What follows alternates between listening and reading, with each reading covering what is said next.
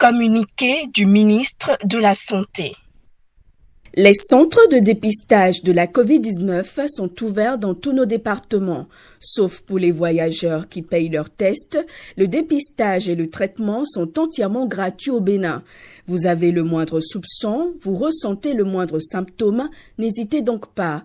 Rendez-vous dans ces centres pour bénéficier d'une prise en charge adéquate et gratuite. Ceci vous évitera, si vous êtes positif, les complications mortelles et permettra de ne pas exposer vos proches ainsi que les autres personnes que vous rencontrez dans vos activités.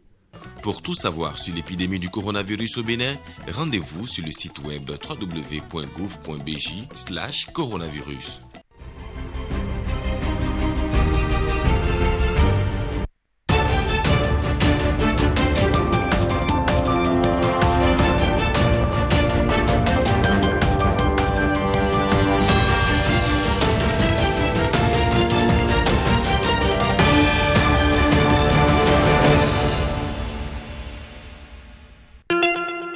Attention, attention, la pandémie de Covid-19 n'est pas encore terminée. Le virus circule toujours. Des morts et des cas graves sont régulièrement enregistrés.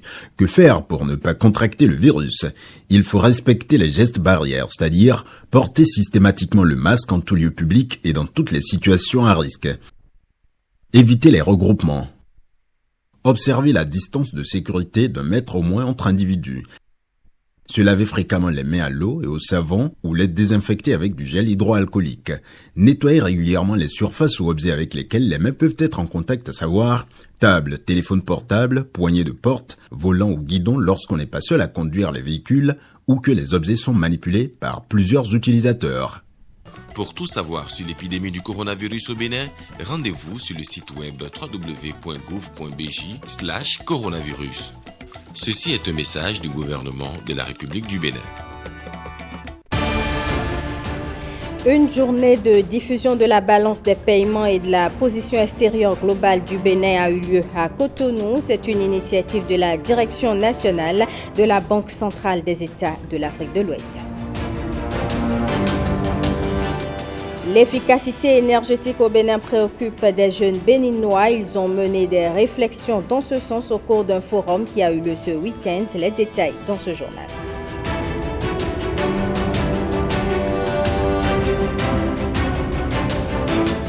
L'Institut universitaire Les Cours Sono a reçu la certification ISO. L'école a reçu ce label qualité vendredi dernier à Cotonou. Le point dans ce 20h.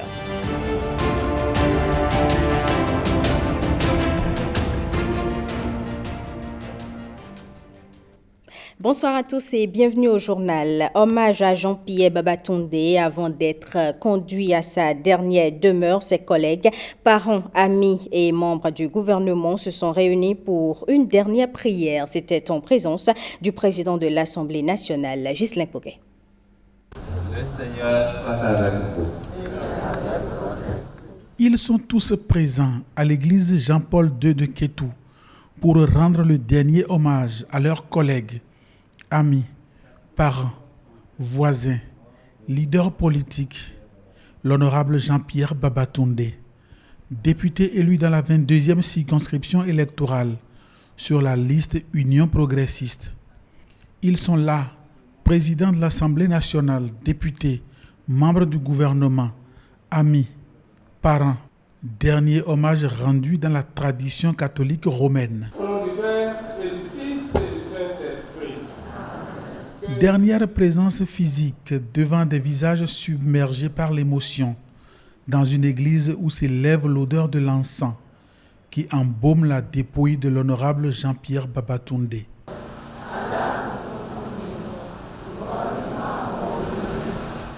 En cette douloureuse occasion, mes premiers mots de gratitude sont à l'endroit du président de la République, chef de l'État, chef du gouvernement, qui, en dépit de son calendrier de travail extrêmement chargé, en ces moments déterminants pour notre pays, s'est rendu aujourd'hui à Kétou pour s'incliner sur la dépouille mortelle de notre frère.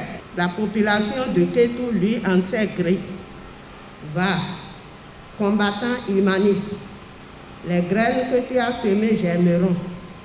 Dors en paix, camarades. Des graines politiques, professionnelles, humaines, familiales. Des graines semées à tout vent, dont le nombre fait regretter son départ. Le Tout-Puissant avait déjà décidé, et papa l'a ressenti. Quelques jours avant ce 5 février, il était prêt à partir. Avant que tout ne se gâte, malgré son état de fatigue et l'effet des produits qui lui étaient injectés, il nous a exprimé clairement que ça y est, l'heure avait sonné. Il nous appela tous, mes frères et moi, en disant « Prenez vos responsabilités ». Regrets et douleurs difficiles à contenir. Comment un homme peut penser « Je suis au coup de maux de tête », appeler un curé et lui dire « Ça ne va pas ». De nombreux témoignages ont attesté des qualités humaines de Jean-Pierre Babatunde. Conduis-le auprès de toi. Tout est accompli. Ultime bénédiction de la dépouille, rendue après à la terre, berceau et cercueil de l'humanité.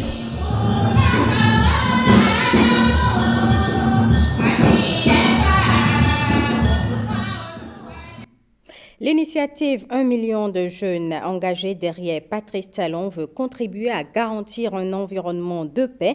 Les membres de ce creuset ont démarré une campagne de sensibilisation. Première étape, la congrégation pastorale des églises évangéliques à Akpakpa. Jérôme Hongbo, Edmond Hongbo. Tu libères ta bénédiction sur notre nation. Tu libères ta paix sur notre nation.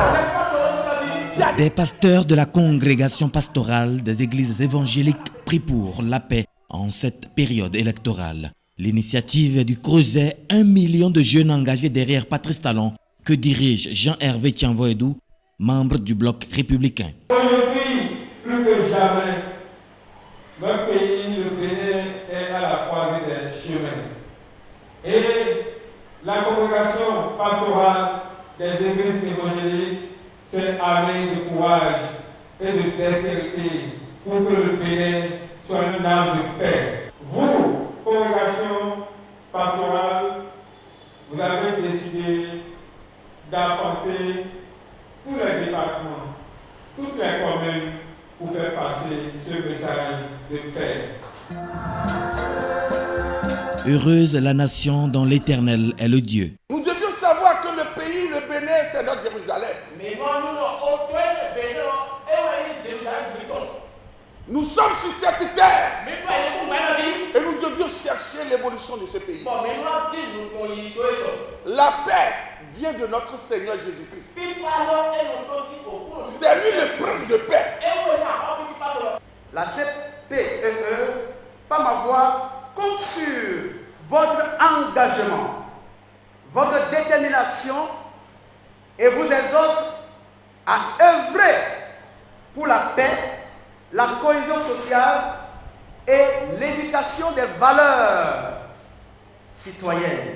Mon appel, c'est à l'endroit de mes amis jeunes, toutes tendances confondues. Je leur dis de se joindre à nous afin que nous puissions faire briller le Bénin, afin que nous puissions ensemble bâtir et construire un pays de paix et de progrès. Prochaine étape, la rencontre de prière avec les imams à Parakou pour le même exercice, le combat pour la paix, la tolérance et l'unité nationale.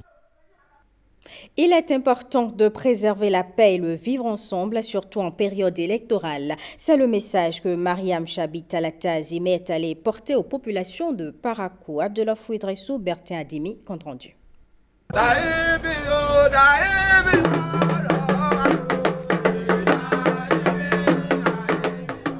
Chaleureux accueil réservé à la première vice-présidente de l'Assemblée nationale au domicile de Oluwaye Ogboni, le représentant de l'empereur Owolobe dans le Septentrion. Ambassadrice itinérante de la paix, Mariam Chabizime Talata vient à lui porteuse d'un message important. Travaillons à préserver la paix parce que sans cette paix, rien n'est possible, aucun projet n'est possible, aucune ambition ne peut se réaliser, aucun rêve ne peut devenir réalité. C'est le message que nous avons passé à tous les chefs traditionnels. Parce que ce sont des autorités, des gens qui sont écoutés, des gens qui peuvent parler aux autres. Il est normal que nous les visitions et que partout des messages contraires sont passés.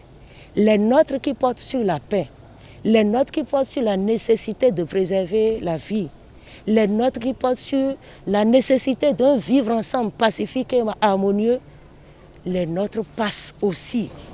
À Tchatchou, comme à Parakou, partout où elle est passée, la première vice-présidente de l'Assemblée nationale l'a réaffirmé. Son message est si précieux qu'il suscite adhésion. Je la félicite de sa démarche parce que sans la paix, on ne peut rien.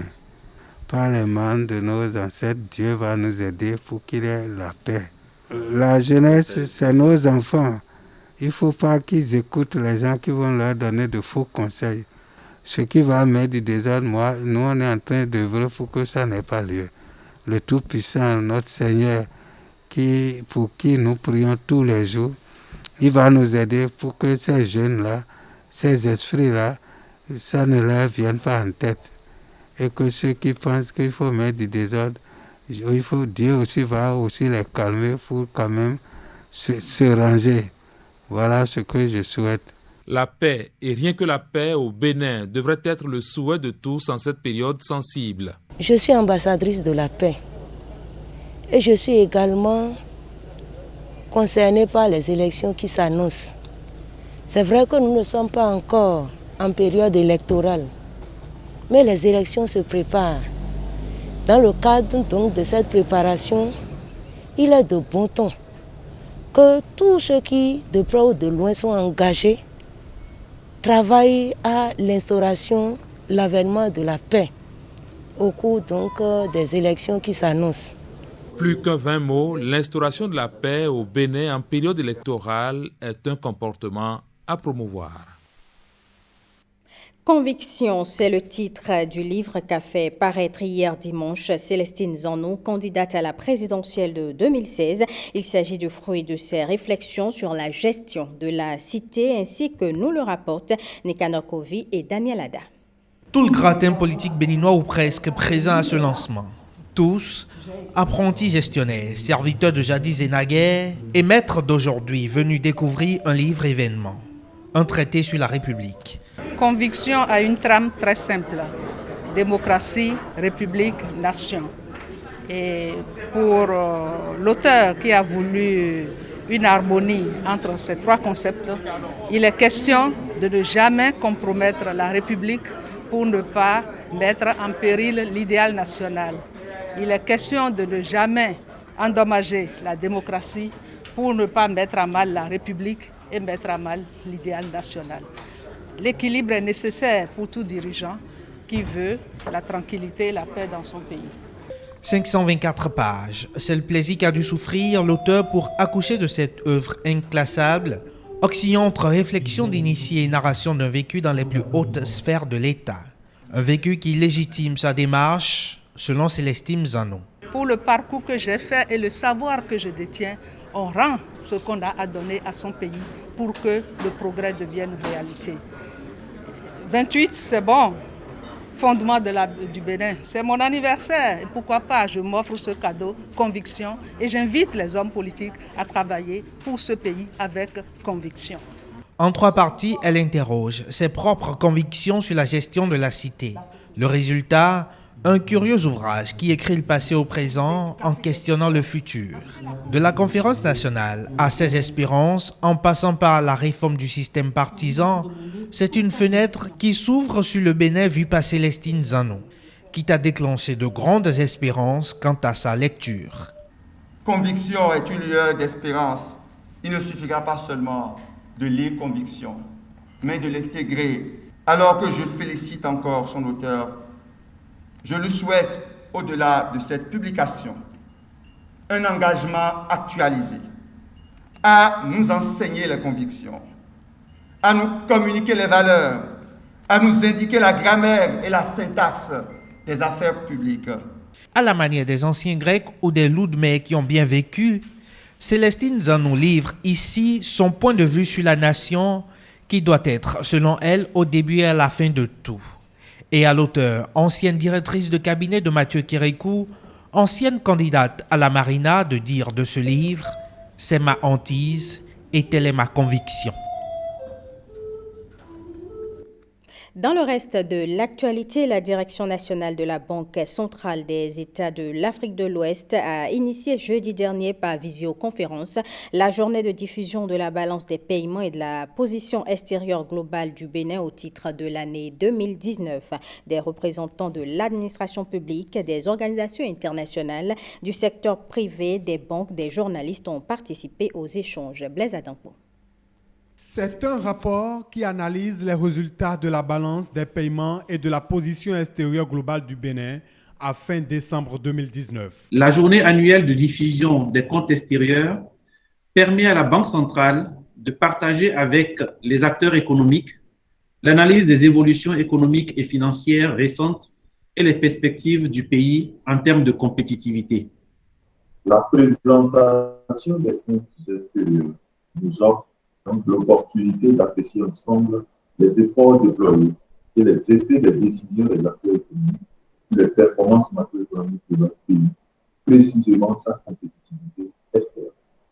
Dans ce cadre, vous aurez donc à analyser tout à l'heure les comptes extérieurs du Bénin au titre de l'année 2019, marqués par un contexte international. Par visioconférence, le rapport est présenté en détail par l'expert BCAO Didier Noukpo.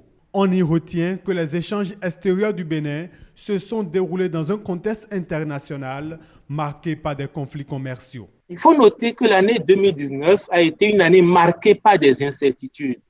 Des incertitudes liées notamment aux conflits commerciaux et aux tensions géopolitiques.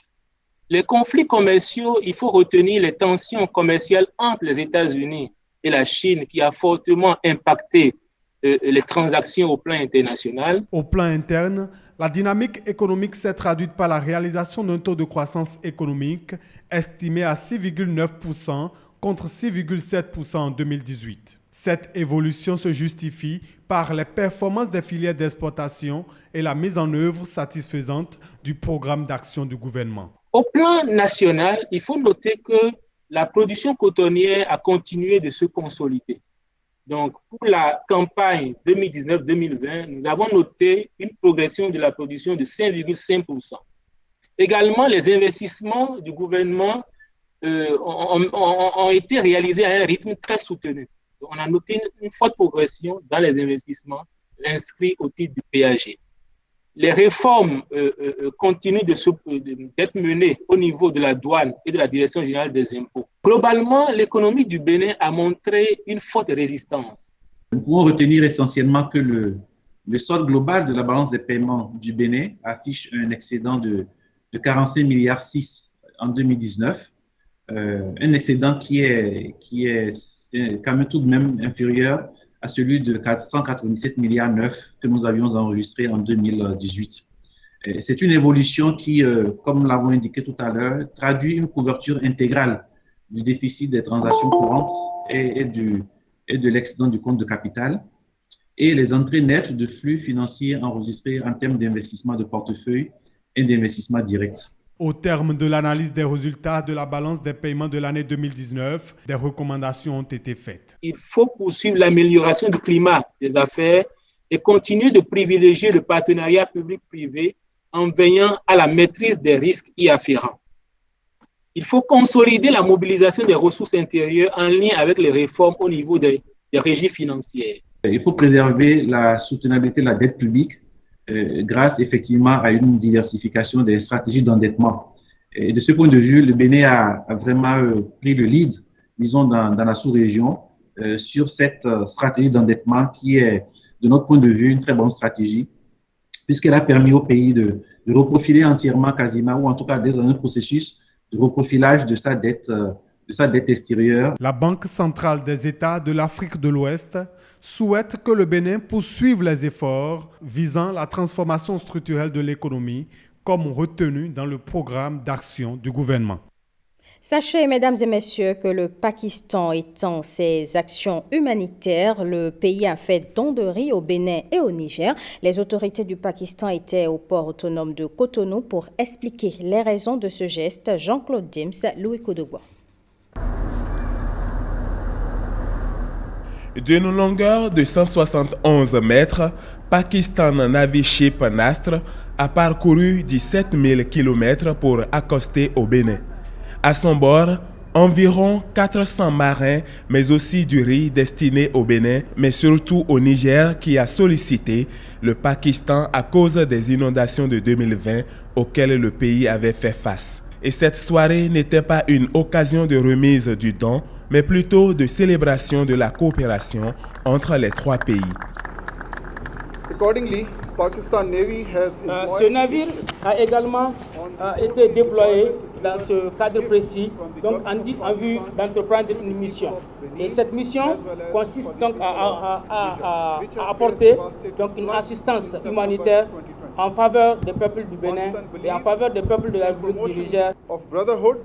Ladies and gentlemen, as part of Pakistan's efforts to promote peace and harmony for common good. Autre objectif visé par ces exercices, c'est de pouvoir créer une meilleure collaboration, une meilleure coopération et des liens d'amitié de longue durée en vue de promouvoir l'objectif donc de paix, de sécurité et de stabilité donc au niveau des eaux territoriales. Niger, Benin and Pakistan and further strengthen the existing bonds.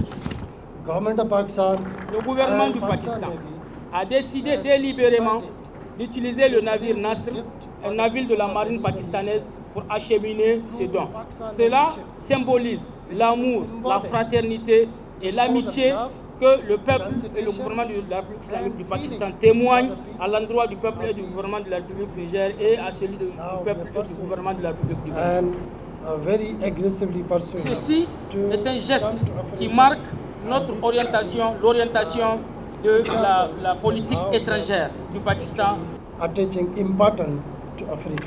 Entre ce pays d'Asie du Sud et les deux d'Afrique de l'Ouest, le mariage est ainsi scellé et déjà en juin, le Bénin va accueillir une mission de chirurgiens pour des soins ophtalmologiques.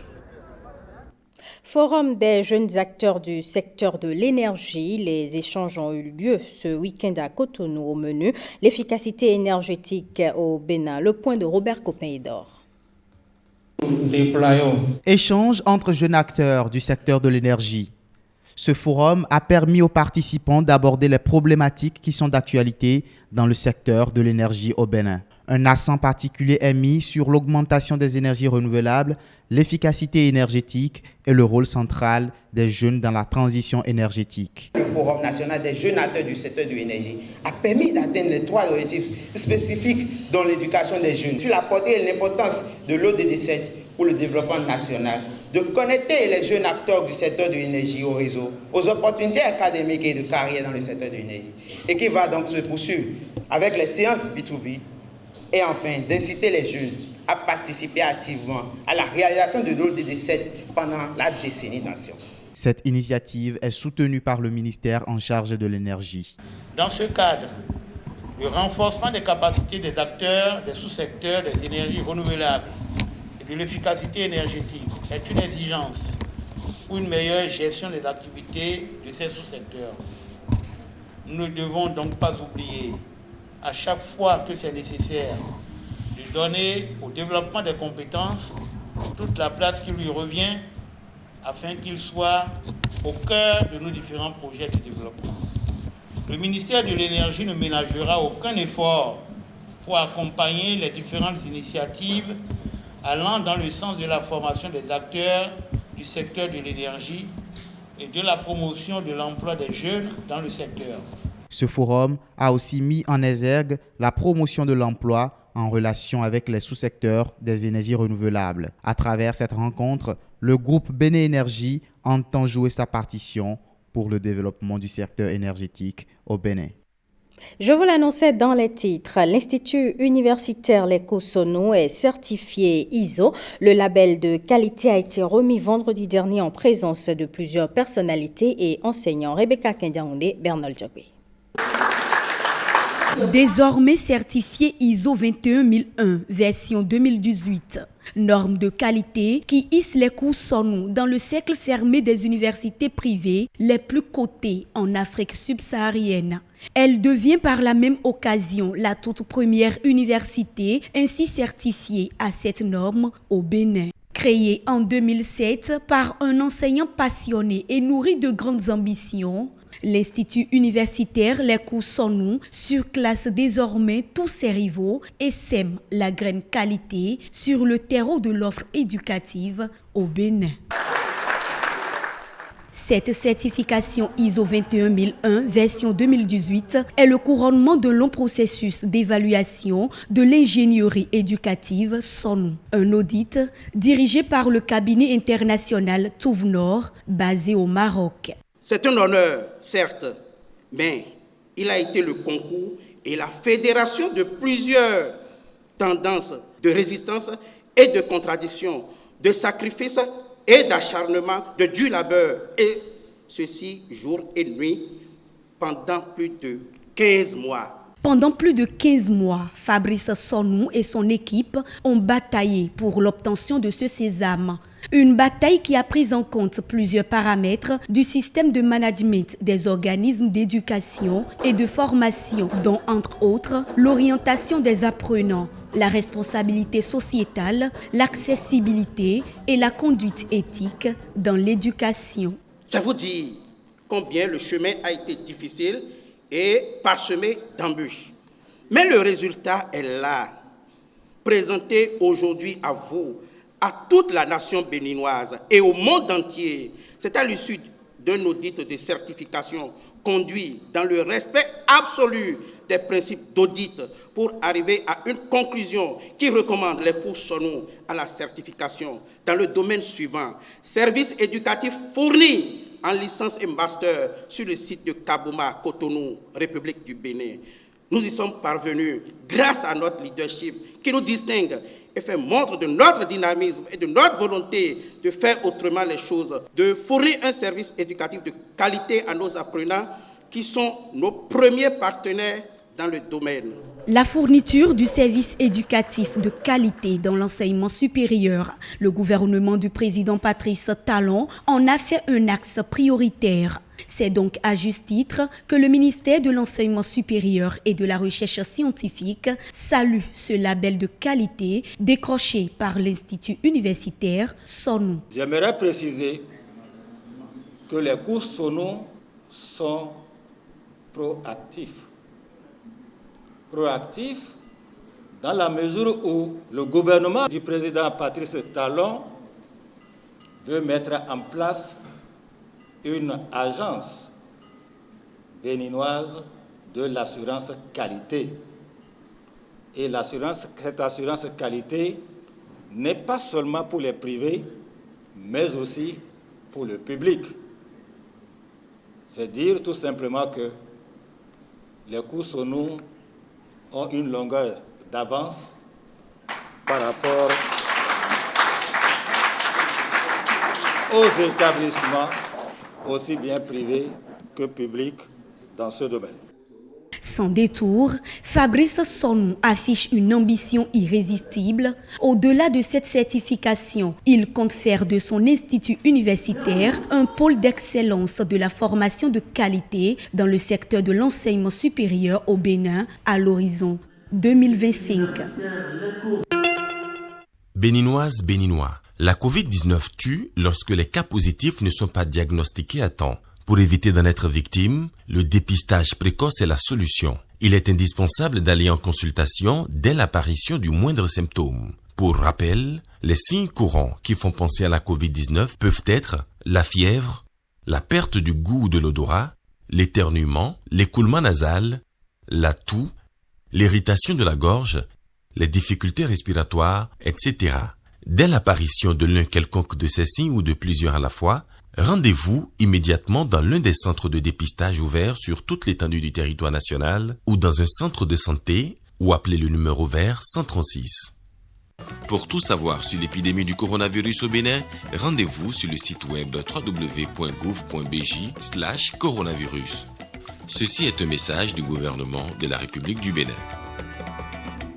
Ce sera tout, mesdames et messieurs, pour ce journal. Merci pour votre attention. Retrouvez à 23h30 Estelle Pazou pour le JT Soir.